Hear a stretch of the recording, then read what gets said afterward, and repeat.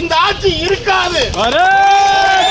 திருப்பூர் செய்திகளை உடனுக்குடன் தெரிந்து கொள்ள நம் திருப்பூர் சேனலை சப்ஸ்கிரைப் செய்யவும். மக்களுக்காக போராடணும் தரமாட்டாங்க. ஏனென்றால் இந்த ஆட்சிக்கு முடிவு கட்ட வேண்டிய நேரம் நமக்கு வந்தாச்சு. அடுத்த வருஷம் இந்நேரம் விநாயகர் சதுர்த்திக்கு இந்த ஆட்சி இருக்காது.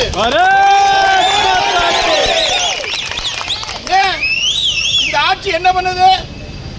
யாரெல்லாம் ரவுடி இருக்கிறானோ, கொலைகாரர் இருக்கானோ, திருடன் இருக்கானோ அவனுக்கு தான் முக்கியத்துவம் கொடுக்குறான். நியாயமா நேர்மை இருக்கனுக்கு முக்கியத்துவம் தரதில்லை. இன்னைக்கு நேர்மை என்னன்னு கேட்கிறாங்க. கடந்த ஒரு மாசத்துல மட்டும் தமிழ்நாட்டில் எத்தனை கொலை நடந்திருக்கு தெரியுங்களா? அவ்வளோ கொலை நடக்குது, அவ்வளோ பாலியல் வன்முறை நடக்குது. ஆனா இந்த அரசாங்கத்துக்கு அது கவலை இல்லை. ஆட்சியாளர் அப்படி இருக்கிறாங்க. அப்போ நாம தான் விழிப்புணர்வா இருக்கணும். இந்த விழிப்புணர்வு எப்படி இருக்கணும்? தேர்தல் வரைக்கும் இருக்கணும். எல்லா மக்கள்கிட்ட போய் சேர்த்தணும். குறிப்பா இந்த திருப்பூர்ல தொடர்ந்து இந்து முன்னணி மேல தாக்கப்படுறாங்க. அந்த தாக்கப்படுற குற்றவாளிகளை கைது பண்ண மாட்டேங்கிறாங்க. அப்படி சொன்னா கேள்வி கேட்க மாட்டேங்கிறாங்க. ஒரு ஆள் அடிபட்டு இருக்கிறாரு ஆஸ்பத்திரியில, அங்க போய் சொல்றாரு என்னை அடிச்சுட்டான். யாரு அடிச்சான்னு ஒரு பேர் சொல்றாரு. அந்த ஒரு ஏட்டு ரமேஷ் ஒரு ஆளு அதுல எழுத முடியாது. ஏன் எழுத முடியாது? அடிபட்டுக்கான்னு சொல்றாருல்ல, ஏன் எழுத முடியாது? அந்த ரமேஷ் யாரு? போலீஸ்கார் தானே. அவர் வாங்க போய் இன்டிமேஷன் வாங்க போயிருக்காரு. அப்போ அந்த ரமேஷோட நோக்கம் என்ன? அப்போ அந்த குற்றவாளிகள் தப்பிக்க தானே.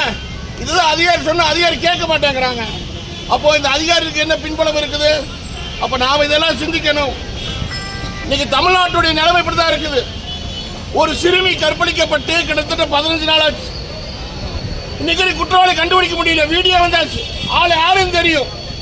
இன்னைக்கு என்னவா நவீன வசதி வந்திருக்குறாங்க, சைபர் வந்திருக்கிறாங்க. யார சாதாரண போராடுற ரோட்ல போராடுற கைது பண்றதா? அந்த குற்றவாளி கைது பண்ண வேண்டாம்? ஒரு குழந்தை இன்னைக்கு தனியா வெளியே போக முடியுமா?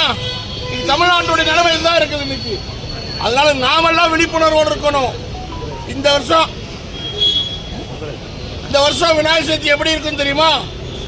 கடந்த 38 ஆண்டுகள் தமிழ்நாட்டில் திருப்பூர் நடத்திருந்த விட 3 மடங்கு பிரம்மாண்டமா இருக்கணும்.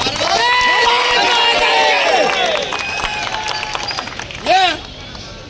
நாமெல்லாம் அரசியல் கட்சி கிடையாது, தர்மத்திற்காக போராடுறோம்.